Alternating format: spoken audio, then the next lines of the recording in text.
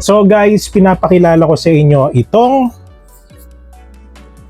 DJI Neo 2. Sa mga di nakakaalam guys, ito ay drone, no? Which is, sa pagkakaalam ko, nirelease siya last year, like 5 to 6 months ago na siya simula nung nirelease. So ngayon guys, itong video na to hindi siya sponsored. Malay natin someday, no? So kumbaga binili natin to. Ayan, so DJI Neo 2. Dun sa mga pinakita kong clips kanina, yun yung example na kuha natin, no? Gamit yung drone na to. Kung makikita nyo guys, napakalupit. And for sure, magagamit nyo to kung mahilig kayo magpunta sa beach, mahilig kayo mag-workout, mag-jogging, no? So kahit anong klaseng activities, magagamit nyo to kasi sobrang ganda ng mga features neto guys. So pag-uusapan din natin siya today. So katulad nung sinabi ko sa inyo kanina guys, hindi ako masyado expert sa unboxing pero hopefully tapusin nyo itong video na to. So ngayon guys, ipapakita ko sa inyo yung pinakang laman nitong package na to. And as you can see, ayan, so meron siyang QR code. Okay, so buksan natin. Ayan, so meron siyang box. Ayan, lagay muna natin dito. And then guys, ito yung mismong drone. Yan, wait lang guys ha. Baka malaglag eh. Ayan, so nakalagay siya sa ganito. Yan. So kung titingnan nyo guys, meron siyang transceiver, yung tawag dito, nakalagay na siya dyan. And then ito guys, kung mapapansin nyo, para siyang part ng drone, pero sa mga di nakakaalam guys, battery ito. So natatanggal po siya. At ito guys, yung parang hélice or propeller niya, para balanse yung lipad ng drone. And ito guys, meron siyang protector, pero merong nabibili na protector na mas okay sa Shopee or sa TikTok. Okay? So, ito yung laman niya. Meron siyang drone. Ilagay muna natin dito. Ayan. So, gusto ko kasi ipakita muna sa inyo yung laman. So, ayan. Yun yung laman niya. And then, pagdating naman, guys, dito sa box, meron siyang separate box. So, buksan natin. Ayan. So, meron siyang mga US port. No? Type-C cable. Yan, meron siya. For iPhone and Android. Pwede nyo gamitin pagka kayo po ay magta-transfer ng files. Yan. So, dalawa yan. Okay. And then, guys, meron siyang ayan. So, instruction. So, pwede nyo basahin yan, guys. Parang meron ding sticker, kung di ako nagkakamali, no? And then, meron din siyang spare parts. Ayan. Sa propeller ito. Dalawa. Kasama siya dun sa package guys. So dun sa mga nagtatanong DJ ano yung package na binili mo. So yung package guys na binili natin is ito. Fly More Combo. Yan. Fly More Combo. Okay, so yun yung pangalan ng package ng DJI Neo 2. So meron siyang spare parts na propeller in case na magkaroon kayo ng problema or ma-damage, no? Yung inyong mga propeller sa inyong drone. Okay? And then guys, ito hindi ko pa nagagamit. Sa mga di nakakaalam guys, first timer ako na gumamit ng drone, no? So kung titignan niyo yung kanina, kala mo professional no? Pero hindi guys, meron kasing option ang drone na to na pwede kayong sundan, hand gestures. Pwede niyo siyang mapasunod pamamagitan yung gamit yung kamay niyo. No? So mag-ingat-ingat din kayo guys. Actually medyo risky yung ginawa ko kanina kasi sa highway, yung jogging natin. So baka malay natin hindi niya ma-detect yung maliliit na wirings, no? So pwede mangyari yon na baka magkaroon ng collision, may mabangga siya. So ingat-ingat din kayo. Hello everyone, especially the live streamers out there. Are you searching for a reliable, safe, fast, and affordable recharge or top-up service? If you're using the Sugo and Chamet apps, I suggest you visit the CocoDP platform. To get a huge discount, use the Cocoin payment method.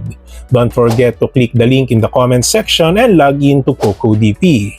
The CocoDP platform offers plenty of games and live apps that you can choose from. Now, I will teach you how you can buy Chamet Diamonds here on CocoDP. First, enter your UID. Second, choose the package you want to purchase. Third, select the Cocoin payment method to get a bigger discount. Other payment options are also available. Fourth, enter your email address. Final step, click Buy Now. In just a few seconds, you will receive the package you purchased and you can check it directly in your email. So what are you waiting for? Visit CocoDT today. So ito guys yung controller. Hindi ko pa siya totally nabubuksan. Ayan. So ayan yung ano guys, pinapakita ko lang sa inyo yung laman. And then bukod dyan guys, ito na, nandito na tayo. Ayan, syempre hindi gagana yung drone natin kung wala tayong battery at charger. Ayan, so ito guys, nagamit ko na ito. Ayan, nung binuksan ko siya, meron na talagang dalawa dito. So ito yung pinakang charger niya. So isasaksak nyo lang siya sa any charger. So yung ginamit ko dito guys, yung charger ko lang sa cellphone ko which is yung Type-C. Ayan, so isasaksak nyo lang dito. Tapos iilaw yan. Once na umilaw yan, iilaw din po ito, yung tatlong ilaw. Once na charge na po lahat, mawawala po yung ilaw. No? Kung tapos na siya. So ganun po siya. Yan yung itsura niya. Ayan, so two-way charger. So, nung binili ko to guys, yung isang battery nakalagay na po dito sa drone. Katulad nung pinakita ko sa inyo kanina. So, yan siya guys, oh. Ayan, yan siya mismo. So, ito yon. Ayan, kaya talagang dun sa mga nagtatanong na DJ, ano ba yung mas okay? Para sa akin, bili kayo ng extra battery, which is kasama na po yun sa package na bibili nyo. Which is yung Fly More Combo. Ayan. Kasi guys, yung flight time nito, nasa 15 to 25 minutes lang yung maximum. So once na ma-full charge nyo yung isang battery, pag simula nang gamitin nyo, simula nang paliparin nyo siya, so maximum lang guys ng 15 to 25 minutes. No? So talagang dapat meron kayong extra battery para hindi kayo mabitin, lalo na dun sa mga mahilig, no, gumamit ng drone. So ayan guys. Okay. So yun lang naman yung laman niya. And then, dagdag information pala guys dito sa DJI Neo 2. Once na gamitin nyo siya, automatically hindi pa siya activated. So may nakalagay dito na word na unactivated. So para ma-activate nyo siya, kailangan nyo i-install yung app ng DJI, no, yung DJI Fly app. Ayan, so yun yung tawag doon na pwede kayo mag-install sa inyong mga phone, mapa Android, mapa iPhone. So yun, dun sa mismong app nyo, dun sa mismong website ng DJI nyo siya i-install. Okay, so ngayon guys, hindi ko muna ipapakita sa inyo kung paano siya i-install kasi gusto ko lang ipakita sa inyo yung laman ng package na nabili natin. Okay, so mag-focus na tayo dito. Dun sa mga nagtatanong DJ, pag nagpapalit ka ng battery, paano mo tinatanggal yung battery? So, ayan guys, meron siyang dalawang button sa gilid. So, i-squeeze nyo lang. Tapos medyo pwersa ng konti sa paghila. Ayan. Pag may tumunog na ganon, nakatanggal na siya. Ayan. So, ganun siya. Okay, kasi alam ko may mga tutorials na hindi pa masyado pinapakita yung pagpapalit ng battery, kung ano ba yung paano matanggal. So, ayan. So, once na ibabalik nyo naman guys, unahin nyo to. I-slide nyo lang dito.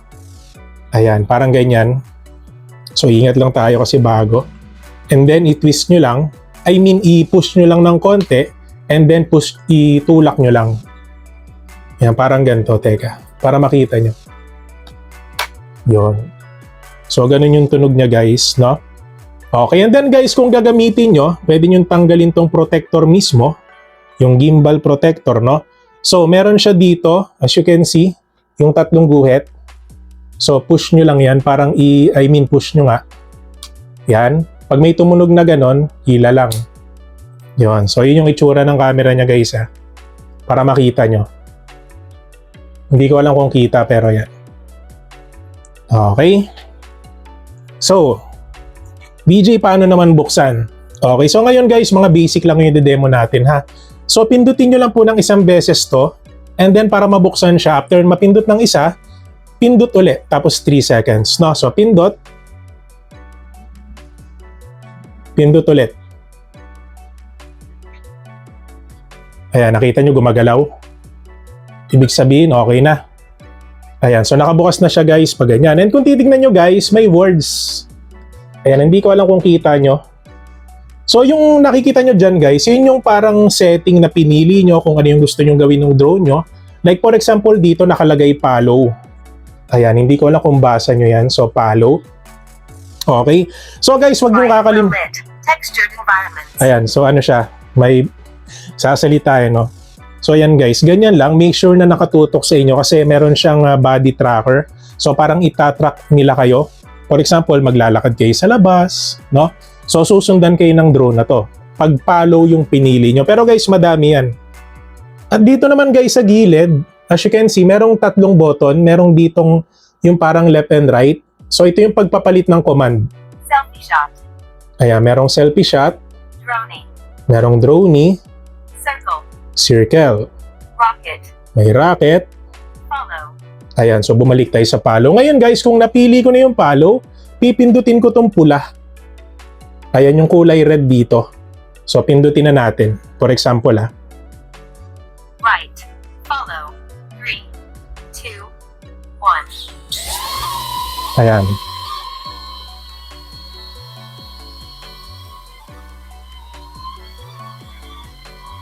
Ayan, medyo maingay siya guys. Ayan. So yun yung kuha niya guys Meron siyang hand gesture para may nadedetect na yan. Ayan. Ayan. For example yan guys medyo hindi ko lang masikip kasi yung lugar kaya hindi niya, kung maluwag yan guys, pwede nating kontrolin. Pero ngayon guys, medyo masikip, no? So kung papabalikin nyo guys, open palm lang. Ayan, ganyan siya Kusa siyang bumabalik. Yon. So ganun siya guys. Textured environments. Ayan, so pag na ganun siya guys, ibig sabihin medyo masikip yung lugar.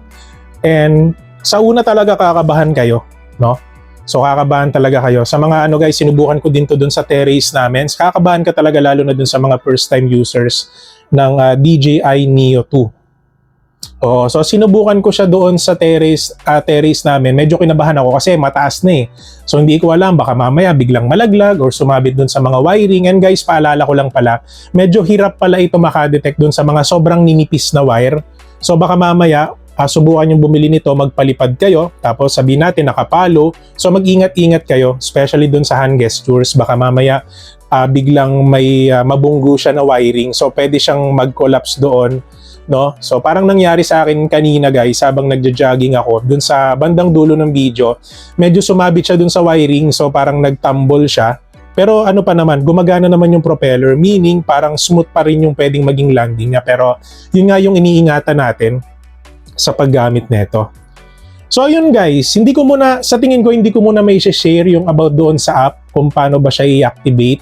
Basta gusto ko lang ibahagi sa inyo itong bagong device natin na sa tingin ko magagamit ko lalo na dun sa pangalawang channel ko, kasi dun sa pangalawang channel ko guys, more on fitness journey. So maibablog natin kung ano yung ginagawa ko, yung exercise na ginagawa ko. So magiging malaking tulong ito, no, lalo na dun sa atin. But dito sa channel na to guys, minarapat ko na i-share sa inyo itong ating bagong baby, which is yung DJI Neo 2 na guys, para sa akin, nasulit ko na agad yung binayad ko. Parang hindi ko na agad inisip yung binayad ko sa product na to.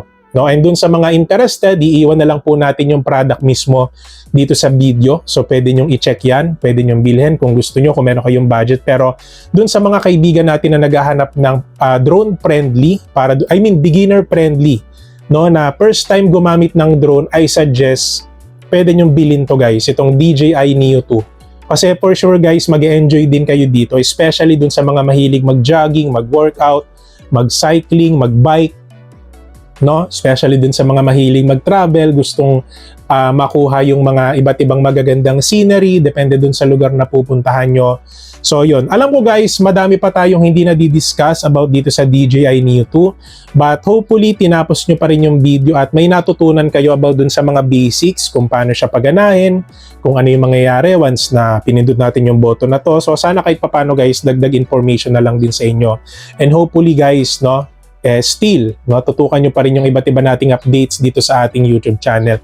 And kung sa tingin nyo guys, madami kayong natutunan sa vlog natin for today, don't forget to subscribe my channel DJMA for more videos like this. And syempre guys, mega love shoutout pala sa mga solid viewers natin na always nag-aabang ng vlogs natin weekly. Ayan, so mega love shoutout po pala sa inyo.